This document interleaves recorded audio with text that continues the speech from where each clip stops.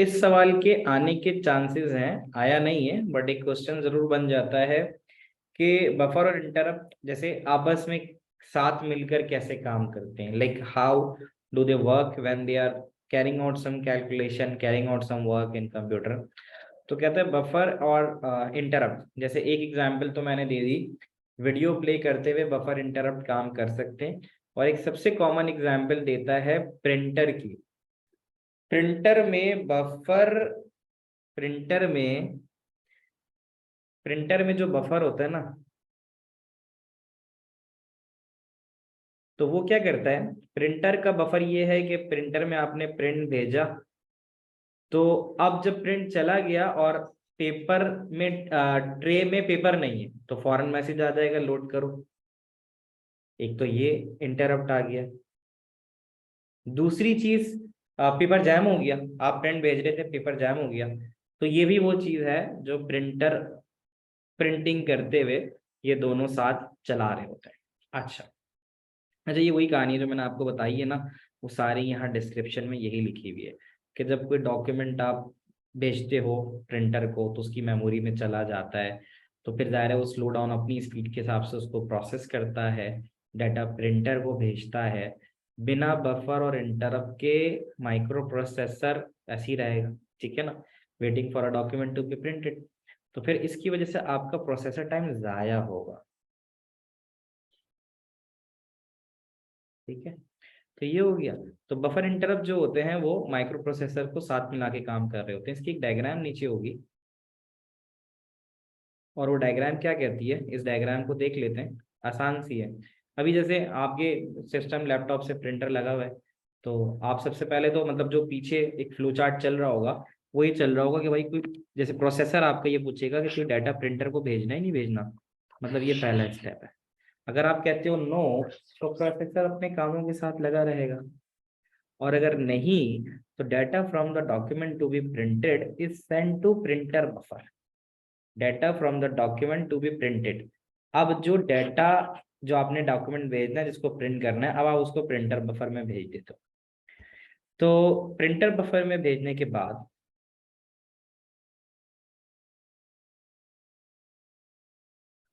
अब आप नीचे आ गए, ठीक है, डाटा प्रिंटर के बफर में चला गया।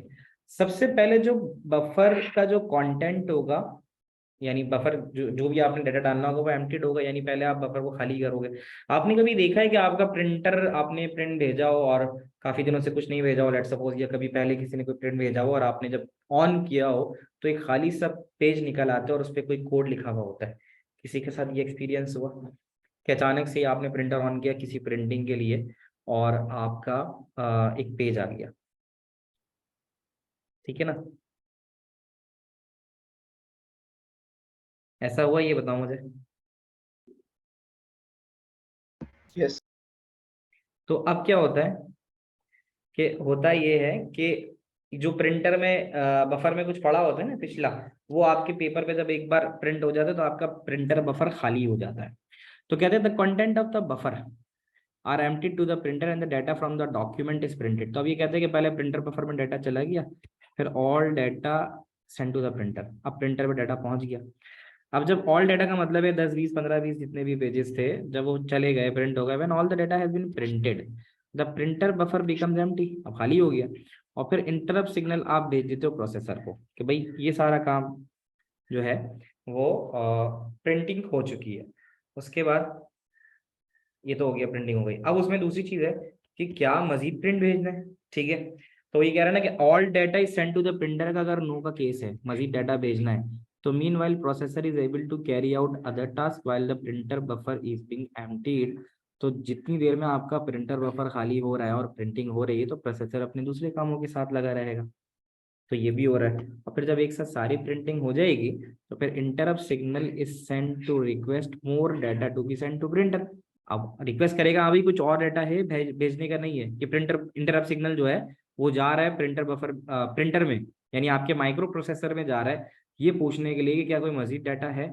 अगर कोई डाटा नहीं होगा तो उसके बाद the current task is suspended, printing खत्म हो जाएगी, इंटरप्ट भी सर्विस हो जाएगा एंड देन आपका ये प्रोसेस मुकम्मल हो जाएगा। The use of interrupt and buffer when printing a document. तो इसमें मैंने जो शॉर्ट बताया वो यही बताया कि जब आप सबसे पहले जाओगे, कोई डाटा प्रिंटर को भेजना नहीं भेजना, हाँ अगर भेजना है तो फिर आपके डॉक्यूमेंट का डाटा प्रिंटर के बफर में चला जाएगा, प्रिंटर का बफर प्रिंट भेजना शुरू हो जाएगा। जब वो भेज देगा सारा डाटा तो वो खाली हो जाएगा, फिर पूछेगा क्या सारा डाटा चला गया, अगर नहीं गया तो प्रोसेसर जो भी करंट टास्क कर रहा है उसको भी साथ साथ करेगा और फिर ये प्रोसेस दोबारा से रिपीट होगा। और अगर आपका डाटा सारा का सारा चला गया होगा तो फिर उसके बाद प्रिंटर का बफर खाली हो जाएगा और एक इंटरप्ट सिग्नल प्रोसेसर को चला जाएगा, ये बोलेगा कि हाँ भाई कुछ है या नहीं भेजने का, अगर नहीं है भेजने का तो फिर आपके बकिया टास्क जो है वो आगे कंटिन्यू हो जाएंगे। क्या ये बात समझ में आती है? क्या ये बात आप लोगों को समझ में आती है? जल्दी से बताओ। Yes.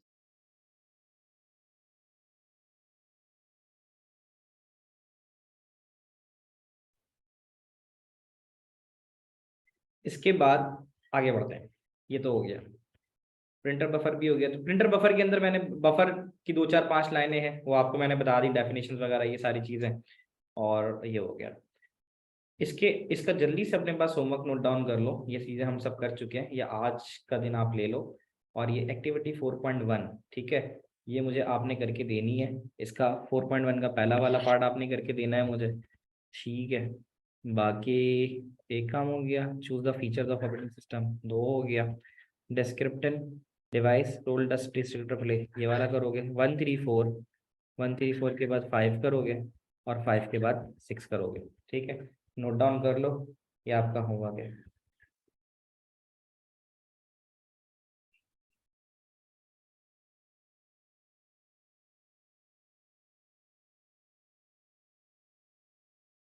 ये क्लियर हो गया?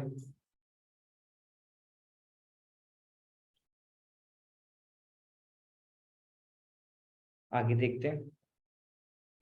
ये ज़्यादा नहीं है, 1 घंटे के अंदर अंदर आप आराम से कर लोगे ये, तो इसकी ना आपकी चैप्टर की प्रैक्टिस भी हो जाएगी, ठीक है। तो ये हो गया, इसके बाद ये हो गया सैन डिस्क्रिप्टर्स, ये सारी चीज़ें आ गई। ये तो मैच करने वाली चीज़ें, आप चाहो तो बुक पे या ऐसे भी करके या राइट आंसर्स पे दे सकते हो, जैसे भी, यानी इसको इस तरह से कर लेना कि ये ए है। आप जब इसको मुझे करके भेजोगे तो आप चाहो तो ऐसे मोबाइल पे भी स्क्रीनशॉट लेके भी भेज सकते हो, मोबाइल पे स्क्रीनशॉट लेके मैच करोगे। या तो ऐसे ले सकते हो, मैंने computer starts up operating system is loaded into the RAM, ठीक है ना, तो ये क्या चीज़ कहलाएगी, ये आप डायरेक्ट मैच करवा के दे सकते हो। तो ए के साथ अगर ये सारे 1 2 डाल देना, 1 2 3 4, और ये ABCD करके डाल देना और ये आगे इस तरह से मुझे बता देना। अब हमारे इसके लीडर पार्ट की तरफ, इसमें 2 3 छोटी छोटी चीज़ें हैं। जैसे अभी हम आ रहे हैं कि भाई प्रोग्रामिंग लैंग्वेज कितनी तरह की होती है, नीचे कर दूं, नीचे या ऊपर कर दूं, जैसे ये यहाँ पे क्या आप होमवर्क देखना चाह रही हो? ये बताया मैंने, एक्टिविटी 4.1 है, एक्टिविटी 4.1 का 1 और 3 और 4 और 5 और 6 ये आपने करना है, ठीक है। तो ये आपने करके रखना है। अच्छा जी, ये आ जाते हैं, थोड़ा इंटरेस्टिंग सा टॉपिक है नीचे वाला, क्योंकि ये इसलिए इंटरेस्टिंग है, चैप्टर 2 का पेपर नंबर 2 की जो प्रोग्रामिंग वाला पार्ट है आपने थोड़ा सा किया हुआ है। सीधी सी बात, नंबर 1 पहली बात ये बताऊंगा, लैंग्वेज क्या है। Language is a way to communicate, language के जरिए हम कम्युनिकेट करते हैं, ठीक है ना। तो पहली बात तो ये मैंने कर दी, तो language is a way to communicate. कितनी तरह की लैंग्वेज होती है, कोई बताएगा?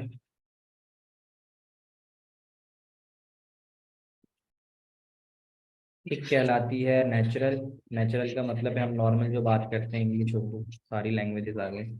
और एक कहलाती है आर्टिफिशियल लैंग्वेज, ठीक है। आर्टिफिशियल लैंग्वेज में आ जाती है तुम्हारी ये जो नॉर्मल लैंग्वेज हम कंप्यूटर की इस्तेमाल करते हैं ना, जैसे प्रोग्रामिंग लैंग्वेज कह लो, तो ये आ जाती है।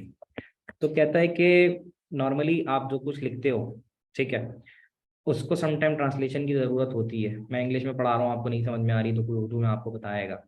इसी तरह जो प्रोग्राम हम कंप्यूटर में लिखते हैं, आपने देखा होगा हमने शुरू में कुछ क्लासेस में पाइथन की काम किया था। तो देखो ये मैंने पाइथन खोला, पाइथन खोल के यहाँ पे मैं आ गया, ये वाली नहीं चल रही, तो हम आ गए, इसकी दूसरी वाली भी थी ना पाइथन 3.10 3.11, 3.11 वाली चला लेते हैं। अच्छा, तो ये खुल गई 3.11, 3.11 में मैं चला गया फाइल, मैं चला गया ओपन पे, और ओपन पे जाके मैं कुछ प्रोग्राम खोल लेता हूँ। तो ये मैंने स्ट्रिंग, नहीं कहाँ गया प्रोग्राम, इंक्लूड लाइब्रेरी था तो सही, प्रोग्राम्स पाइथन के प्रोग्राम्स थे। चलो खैर यहाँ नहीं मिल रहा, लेट सपोज तो मैं एक छोटा सा प्रोग्राम ही चला के दिखा देता हूँ। फाइल और न्यू, और न्यू में जाके मैं लिखता हूँ a बराबर है इंटीजर, और इंटीजर के बाद लिख देता हूँ इन्वर्टेड कॉमा में, इंटीजर था ना, इंटीजर के बाद इनपुट लिखना होता है, इनपुट लिखा। इनपुट के बाद मैं लिखूंगा बस simple enter a number, ENTER, enter a number. Enter a number के बाद a is equal to integer input enter a number, ये लिखा, ये लिखा और ये लिखा, और इसके बाद इसको बंद किया। ये मैं एक प्रोग्राम लिख रहा हूँ high level language. High level language इसलिए जो लैंग्वेज हम समझ पाते हैं। क्या आप लोग समझ पा रहे हो मैं क्या लिख रहा हूँ? मैं सिंपल ए और बी को इनपुट ले रहा हूँ, है ना, और c is equal to A plus B लिख रहा हूँ, और आखिर में मैं लिख रहा हूँ प्रिंट सी। सही है? तुम्हें क्या लगता है ये क्या करेगा, जल्दी से बताओ, ये वाला प्रोग्राम क्या करेगा? ये प्रोग्राम चलेगा तो क्या करेगा? मैं रन पे जाता हूँ और इसको रन कर देता हूँ।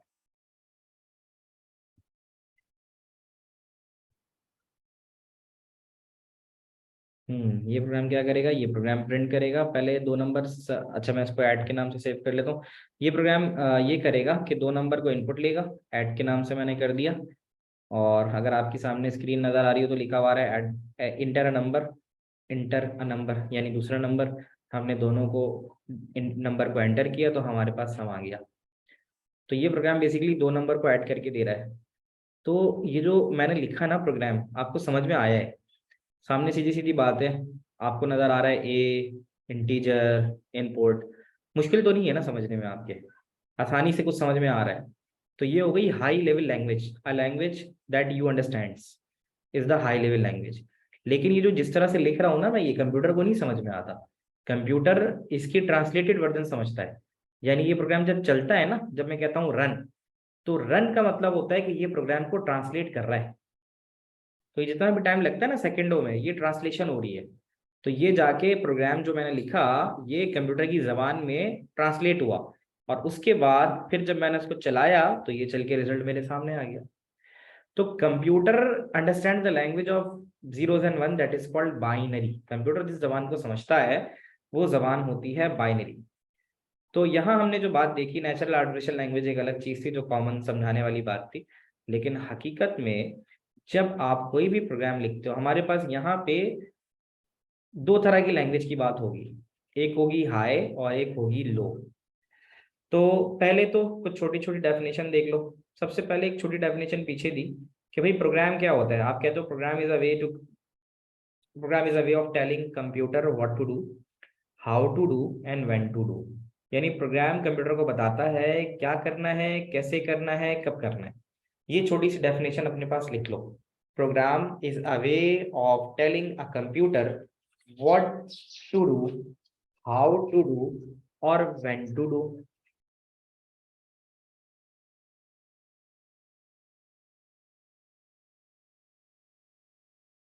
क्या ये लिख लिया?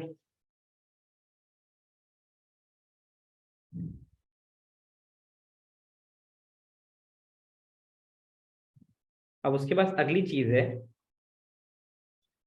What to do, how to do and when to do. कब करना है, कैसे करना है, क्या करना है, ये हो गया प्रोग्राम। अब एक चीज होती है computer program. Computer program simple सा ये है कि list of instruction that enable a computer to perform specific task. Computer से स्पेसिफिक टास्क अगर कोई करवाना है तो आप कंप्यूटर का प्रोग्राम का सहारा लोगे। A computer program is a list of instruction that enable a computer to perform specific task. अभी आपने देखा मैंने एक प्रोग्राम बनाया और उस प्रोग्राम ने 2 नंबर को ऐड करके दिया, स्पेसिफिक टास्क था या नहीं था? 2 नंबर ऐड करने का स्पेसिफिक टास्क था। तो कंप्यूटर के प्रोग्राम को आप या तो हाई लेवल लैंग्वेज में या तो लो लेवल लैंग्वेज में लिख सकते हो, डिपेंड करता है कि आपका वो क्या है, आपकी रिक्वायरमेंट क्या है। अब हम अगर हाई लेवल लैंग्वेज में बात करते हैं तो सिर्फ आपसे उसके फायदे और नुकसान पूछता है। नंबर 1, हाई लेवल लैंग्वेज है क्या? आप कहते हो कि हाई लेवल लैंग्वेज वो लैंग्वेज है that is easily understandable by computer. High level languages are the languages that are easier to understand by the humans because it contain English language words। इस वजह से, क्योंकि जो हाई लेवल लैंग्वेज होती है उस वो इंग्लिश लैंग्वेज में होती है, इंग्लिश को आसानी से लोग समझ पाते हैं। फायदा क्या होता है? Write in a shorter time, कम वक्त में लिख लेते हो। Debug at the development stage, bug कहते हैं एरर को, डीबग कहते हैं रिमूविंग एन एरर। जैसे बग आ गया तो आप कहते हो बग रिप्रेजेंट करता है किसी एरर को, और डीबगिंग का मतलब होता है method of removing error. Debugging का मतलब है मेथड ऑफ रिमूविंग एरर, यानी उस एरर को रिमूव करने को आप डीबगिंग कहते हो। जैसे प्रोग्राम में चलते चलते कोई गलती आ गई तो आप उसको आसानी से डीबग भी कर सकते हो। मेंटेन वंस इन यूज, एक बार मैंने प्रोग्राम को बना दिया तो वो मेरे पास रहेगा। आप देख सकते हो कि यहाँ से मैंने उसको तो बंद तो कर दिया है, लेकिन अगर मैं जाऊंगा और मैं दोबारा आईडीएलई पे जाऊंगा, आईडीएलई खोलूंगा, इंटीग्रेटेड डेवलपमेंट लर्निंग एनवायरनमेंट, और मैं फाइल से ओपन में चला जाऊंगा, तो मैंने जो फाइल बनाई थी वो मुझे वहां नजर आ जाएगी। इसका मतलब है मैं इसे मेंटेन भी कर सकता हूँ। ओपन किया है, ओपन करके देखो सामने मुझे वो फाइल नजर आ जाएगी ऐड के नाम की, यानी मेंटेन हो रही है ना, सेव भी है और चल भी गई। दोबारा से उसको मैंने चला भी दिया तो आपके सामने है कि मेरी फाइल दोबारा से मेंटेन भी हो रही है। डिबग करने का मतलब है कि मैंने यहाँ पे प्रोग्राम लिखा और मैं ये एक ब्रैकेट लगाना जान के भूल गया। अब जब मैं उसको चलाऊंगा तो वो चलेगा नहीं, कहेगा कहीं गड़बड़ है। देखो रुक गया। क्या कह रहा है? ब्रैकेट वॉज नेवर क्लोज्ड, आपने ब्रैकेट को बंद नहीं किया। तो ये फायदा भी है कि आपको साथ साथ बताता भी है कि आपकी गलती कहाँ पर है। तो ये भी एक फायदा आपकी प्रोग्रामिंग लैंग्वेज का होता है। तो हमने अभी पढ़ा कि प्रोग्रामिंग लैंग्वेज के फायदे क्या हैं। हाई लेवल लैंग्वेज के easier to write, easier to debug, easier to maintain, ये सारी चीजें इसके फायदे हैं। पास पेपर की तरफ जाएं तो इसके सवालात यही आते हैं कि भाई हाई लेवल लैंग्वेज का फायदा क्या है, इसके एडवांटेज डिसएडवांटेज क्या हैं। तो मैंने यहाँ जाके पास पेपर में इसको सर्च किया। पास पेपर में सर्च करके मुझे मिल गया कि high level language easier to write है, देखो आसानी से लिखी जा सकती है। Easier to modify English language statement, easier to debug, और पोर्टेबल है। पोर्टेबल का मतलब मैंने यहाँ प्रोग्राम बना के अगर ईमेल करके अपने दोस्त को भेज दिया तो वहां उसके पास जाने के बाद भी चलेगा, तो पोर्टेबिलिटी है, वहां जा सकता है।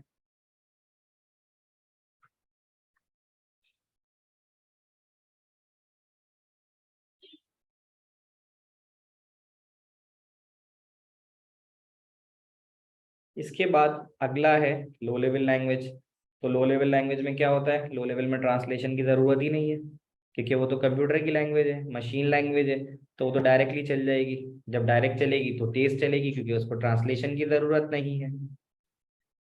और फिर translated program require less memory, तो उनको लेस मेमोरी की भी जरूरत, मतलब क्योंकि वो क्योंकि ग्राफिकल नहीं होगी ना, जब ग्राफिकल नहीं होंगी तो वो इतना ज्यादा फिर स्पेस भी मेमोरी की नहीं लेते।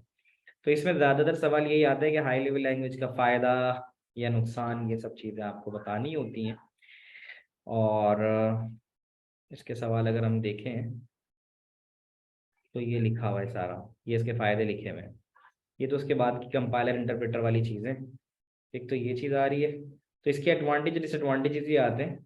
तो एडवांटेजेस तो मैंने डिस्कस कर लिए, और डिसएडवांटेजेस आप ये कह सकते हो लो लेवल लैंग्वेज के कि उसको ट्रांसलेशन की जरूरत होती है, और ट्रांसलेशन में फिर आपको ट्रांसलेट करने में टाइम भी लगता है। ठीक है, तो यहाँ तक तो इसको हमने यहाँ देख लिया है। अब हमारे पास सिर्फ और सिर्फ जो है ना नेक्स्ट क्लास के अंदर कोई 10-15 मिनट का लो लेवल लैंग्वेज और आईडीज का काम रह जाएगा।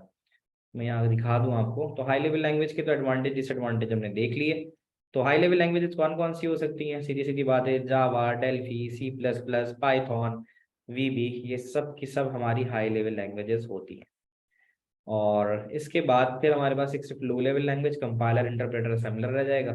तो ये हम नेक्स्ट क्लास में जब इंशाल्लाह स्टार्ट लेंगे इसका, तो नेक्स्ट क्लास में 15 मिनट में होपफुली इसको अगर ख़त्म करते हैं तो हम 4 चैप्टर यहाँ से और 2 चैप्टर वहां से, अपने 6 चैप्टर इंशाल्लाह मुकम्मल कर लेंगे।